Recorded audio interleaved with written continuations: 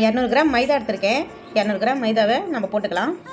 இதை நடுவில் கொஞ்சம் அப்படியே ஓட்டை போட்டுக்கலாம். நான் பேக்கிங் சோடா லைட்டாக போட்டுக்கலாம். 200 கிராம் நெய் ஊற்றிக்கலாம். கொஞ்சம் சால்ட்டு போட்டுக்கலாம். இது எல்லாமே மிக்ஸ் பண்ணி எடுத்துக்கலாம். மாவு இந்த அளவுக்கு கலந்துக்கலாம். பிடிச்சா இந்த அளவுக்கு வரணும். லைட்டாக தண்ணி ஊற்றி நம்ம மிக்ஸ் பண்ணிக்கலாம். ஏன்னா இது சப்பாத்தி மாவு மாரி நம்ம ஹார்டாக பிசையக்கூடாது.